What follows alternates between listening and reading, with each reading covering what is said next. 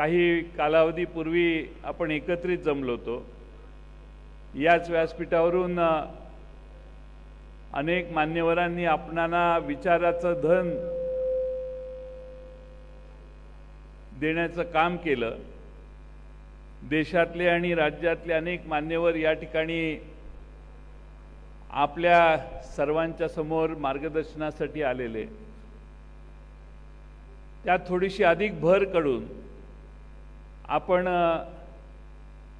या ठिकाणी 2 दिवसाचं हे शिबिर आदरणीय पवार साहेबांच्या आदेशाने आज घेत आहोत। शिबिरासाठी आलेल्या सगळ्यांची बऱ्यापैकी व्यवस्था झालेली असेल। फक्त थोडंसं पास घेण्यासाठी थोडीशी झुंबड उडल्यामुळे पास वाटप करणारे थोडेसे अडचणीत आले। आता हळूहळू सगळ्यांना पास वाटप होईल।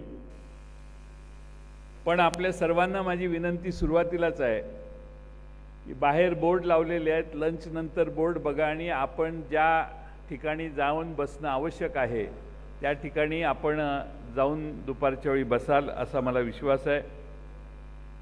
या शिबिराचं नाव आपण मुद्दामून या ठिकाणी ज्योत निष्ठेची लोकशाहीच्या संरक्षणाची दिलेलं आहे। आणि या 2 दिवसाच्या शिबिरामध्ये लोकशाहीचं संरक्षण करण्यासाठी स्वतंत्र भारतात कधी नव्हे एवढी गरज प्रयत्नाची, कष्टाची आणि निकराच्या लढ्याची आहे याची जाणीव तुम्हाला या 2 दिवसात होईल असा मला ठामपणाने विश्वास आहे। परिस्थिती सकारात्मक आहे आणि आजच्या दिवसाचं महत्त्व फार मोठं आहे। आज महात्मा ज्योतिबा फुले यांनी जो आयुष्यभर संघर्ष केला आणि तो संघर्ष करत असताना महिलांच्या मध्ये, स्त्रियांच्या मध्ये शिक्षणाची ज्योत लावण्याचं काम ज्यांनी केलं त्या सावित्रीदेवी फुले यांची आज जयंती आहे। हा एक विलक्षण योगायोग आहे आणि म्हणून आज ज्या पवार साहेबांनी महाराष्ट्रात महिलांना 50% राज्यव्यवस्थेत वाटा देण्यापर्यंत आणि देशाच्या संरक्षण दलात काम करण्याची संधी देण्यापर्यंत काम केलं, त्यांच्या पवार साहेबांच्या या पक्षाची सावित्रीदेवी फुले यांच्या जयंतीच्या निमित्तानं समतेचा विचार पुन्हा महाराष्ट्रात टिकावा, देशात टिकावा यासाठी सुरू केलेली ही शिबिराची ज्योत मला खात्री आहे महाराष्ट्रातल्या प्रत्येक सामान्य माणसापर्यंत पोहोचवण्याचं काम तुम्ही आम्ही सर्वजण करू। मुलींची शाळा सुरू केली म्हणून सावित्रीदेवी फुलेंच्या वर प्रसंगी शेणगोळ्यांचा मारा झाला, पण त्या आपल्या ध्येयापासून हटल्या नाही। संघर्ष करण्याचा काळ होता, त्यांनी संघर्ष केला। सर्व समाज ज्योतिराव फुले आणि सावित्रीदेवी फुले यांच्या विरोधात कर्मठ समाज उभा राहिला, त्यावेळी त्या सगळ्यांच्या विरोधात तोंड देऊन सावित्रीदेवी फुले यांनी आपलं कार्य कायम चालू ठेवलं। आपल्या देखील काळात आपल्या समोर भविष्य काळात संघर्ष उभा राहिलेला आहे। येणारा निवडणुकीचं वर्ष म्हणजे संघर्षाचं वर्ष असतं। या निवडणुकीचा काळ 2024चा होणार आहे आणि या काळात आपण सर्वजण वैचारिक संघर्ष करण्यासाठी ठामपणाने भविष्य काळात काम करण्याची गरज आहे। आपण आपला पक्ष फोडला। मागच्या वेळी या ठिकाणी शिबिर झालं त्यावेळी अनेक जण दिग्गज या ठिकाणी समोर बसलेले होते, ते निघून गेल्यामुळं मागच्या कप्प्यात बसलेल्यांना यावेळी पुढच्या कप्प्यात येऊन बसायची संधी मिळालेली। त्यामुळे तुम्हा सर्वांचं जे प्रमोशन झालं त्याबद्दल नव्या वर्षात शुभेच्छा देतो। नाहीतर तुम्हाला काही पुढच्या लाईनीत येऊन बसायची संधी नव्हती। त्यामुळे बसलेल्या पुढच्या लाईनीतल्या सगळ्यांनी गेलेल्यांचे आभार माना, विनोदाचा भाग सोडून द्या। पण आपल्या नेत्यांना त्रास देण्याचं देखील काम झालं।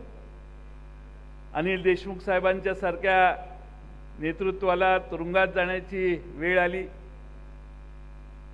नवाब मलिक यांच्यावर काय प्रसंग आला आपणा सर्वांना माहिती आहे। आणि त्यामुळं आपल्या सगळ्यांना या प्रसंगातून जात असताना पवार साहेबांची साथ न सोडता आपल्या सगळ्यांनी काम करायचं ठरवलेलं आहे।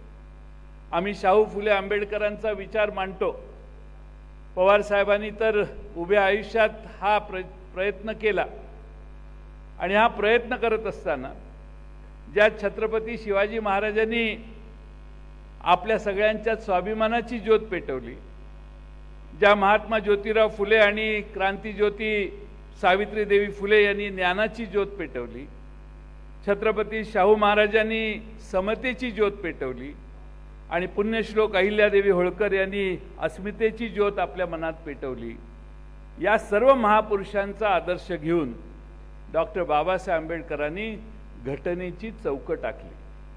आम्ही शाहू फुले आंबेडकर का म्हणतो तर शाहूंनी आरक्षणाचा विचार या देशात, भारतवर्षात नव्हे जगात कदाचित पहिल्यांदा मांडला। मागं राहिलेल्या पुढे येण्यासाठी आरक्षण दिलं पाहिजे ही शाहू महाराजांनी भूमिका मांडली। समाजात अनेक घटक मागं राहिलेले, हजारो वर्षाच्या चातुर्वर्णात अडकलेले जे आहेत त्यांना पुढे येण्याची संधी दिली पाहिजे हे शाहू महाराजांनी मान्य केलं। आणि त्यानंतर महात्मा ज्योतिराव फुले यांनी नुसता जातीभेद नाही आहे तर स्त्री पुरुषांचा देखील समाजात भेद आहे, त्या बहिणीला आपल्या पुढे आणण्याचं काम आपण केलं पाहिजे हा विचार दिला। या समतेचा आणि आरक्षण मानणाऱ्या छत्रपती शाहू महाराजांचा विचार हा घटनेच्या चौकटीत बसवण्याचं महान काम डॉक्टर बाबासाहेब आंबेडकरांनी केलं। म्हणून डॉक्टर बाबासाहेब आंबेडकरांना आपण महामानव म्हणतो। आणि या तिघांचा विचार घेऊन महाराष्ट्रात आपण काम करायचं आहे। तो काम करत असताना आपल्याला राष्ट्रवादी काँग्रेस पक्षाला ही पुरोगामी विचाराची ज्योत पेटवत राहायचं आहे। आणि म्हणून या निमित्तानं 2 दिवसात आपल्याला विविध वक्त्यांचं मार्गदर्शन मिळणार आहे। मला मुद्दामून या ठिकाणी आपल्या सगळ्यांचा विश्वास मला आहे, या 2 दिवसाच्या शिबिरात आपल्याला अनेक विचार आपल्या समोर येतील। देशातली परिस्थिती सांगण्याचं काम या निमित्तानं होईल। आपण सगळ्यांनी याची नोंद करा विचारांची आणि मुद्द्यांची। आपण कमी कुठं पडतोय तर आपण बोलण्यात कमी पडतोय। आपण बोलण्यात कमी पडतोय कारण समोरच्या बाजूने जाहिरात प्रचंड आहे आणि जाहिरात प्रचंड असल्यामुळे आपण बोललेलं सगळीकडे दाखवलं जात नाही किंवा ऐकलं जात नाही। आपला समज असतो कोणच ऐकत नाही पण लोक ऐकत असतात आणि त्यामुळं आपण सगळ्यांनी वोकल झालं पाहिजे, बोललं पाहिजे आणि आपण ज्या विचारासाठी राजकारण करतोय त्या विचाराला महत्त्व देण्याचं काम केलं पाहिजे। आणि म्हणून हा विचार कानाकोपऱ्यात महाराष्ट्राच्या पोहोचवण्याची जबाबदारी घेऊन या 2 दिवसात आपण या ठिकाणाहून जाऊ। मला खात्री आहे की आता जसं निवडणुका जवळ यायला लागल्यात तसे आपण घराघरात राष्ट्रवादी हा प्रयत्न सुरू केला। काही मतदारसंघात घरोघरी राष्ट्रवादीचा प्रयत्न काही कार्यकर्त्यांनी प्रामाणिकपणाने घराघरापर्यंत जाऊन पोहोचवला। काही ठिकाणी कमी काम झालं, काही ठिकाणी जास्त काम झालं। त्यात सर्व ठिकाणी समानता येण्याचं काम, आणण्याचं काम आपण सगळ्यांनी करायचं आहे। त्याचबरोबर शेतकऱ्यांचा आक्रोश मोर्चा महाराष्ट्रात काही ठिकाणी आपण काढला। आमचे डॉक्टर अमोल कोल्हे यांनी तर शेतकऱ्यांचा आक्रोश मोर्चाचा प्रचंड मोठा दौरा त्यांच्या मतदारसंघात पुणे जिल्ह्यात केला। त्यालाही उत्स्फूर्तपणाने प्रतिसाद मिळाला। आज आमच्या डॉक्टर अमोल कोल्हेंच्या सारख्या एका प्रामाणिक खासदारांना शिवछत्रपतींचा आणि शंभू महाराजांचा इतिहास ज्यांनी खऱ्या अर्थाने घराघरापर्यंत पोहोचवला त्या डॉक्टर अमोल कोल्हेंना पाडण्याचा विडा आता काही जण उचलायला लागलेले। आणि त्यामुळं जोपर्यंत छत्रपती शिवाजी महाराजांचा आणि आई भवानीचा आशीर्वाद आपल्या मागे आहे तोपर्यंत डॉक्टर अमोल कोल्हे डरने की बात नाही। सगळा पक्ष ताकदीने तुमच्या मागे उभा राहील।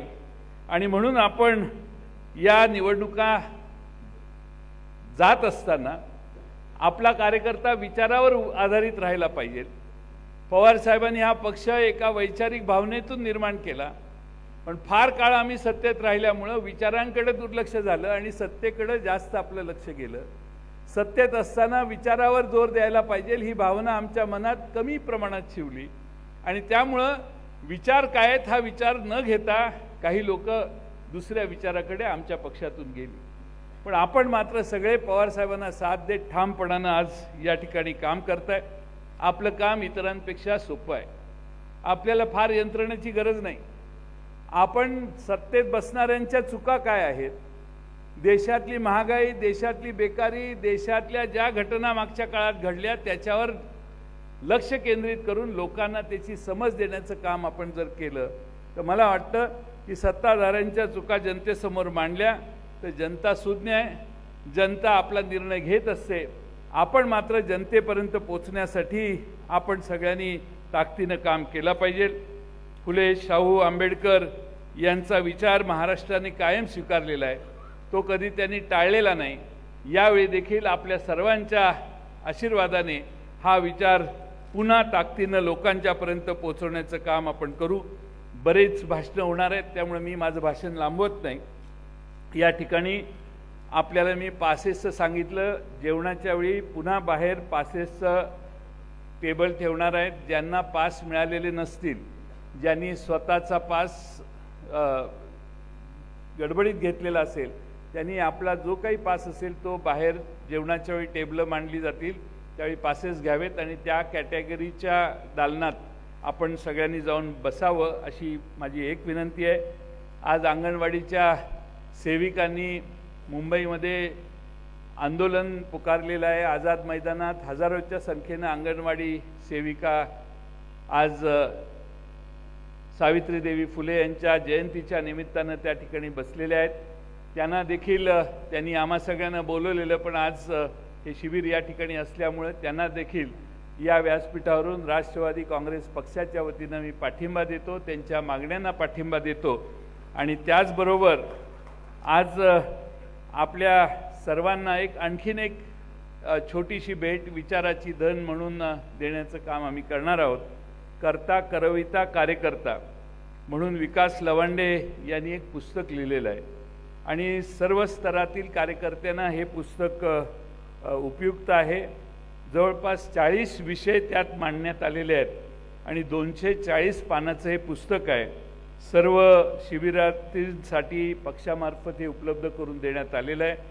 या ठिकाणी हे पुस्तक करता करविता आणि कार्यकर्ता या पुस्तकाचं प्रकाशन समोर या ठिकाणी आदरणीय पवारसाहेबांच्या हस्ते त्याचं प्रकाशन होईल आणि त्यानंतर योग्य वेळी आपणा सर्वांना ते पुस्तक देण्याचं काम होईल. पुन्हा एकदा आपल्या सर्वांना मी मनपूर्वक आपल्या सर्वांचं स्वागत करतो. या 2 दिवसाच्या शिबिरामध्ये मोठ्या प्रमाणात हे हॉल जवळपास भरलेला आहे. आपण वेळेवर सगळं सुरू करत असल्यामुळं काही जणांनी पुढच्या अर्धा तासात पोचतो असे निरोप दिलेले आहेत आणि त्या सर्वांचंच मी स्वागत करतो. आपल्या सर्वांचं स्वागत करत असताना 2 दिवसाच्या या विचाराचं धन लुटत असताना आपण शांत चित्ताने इथं बसावं. इकडं गेलाय, तिकडं गेलाय, फिरत आहे, टेबलवर बसलाय, जेवणाच्या तिथं बसलाय, असं चालणार नाही. आता या पक्षात शिस्तबद्ध पद्धतीनं आपण पवारसाहेबांना साथ द्यायला पूर्ण ताकदीनं काम करायचं असेल तर इथं मांडलेले विचार जनतेपर्यंत पोहोचवण्याचं काम तुम्हा सर्वांच्याकडून व्हावं एवढीच अपेक्षा या ठिकाणी व्यक्त करतो आणि पुन्हा सर्वांचंच स्वागत करतो.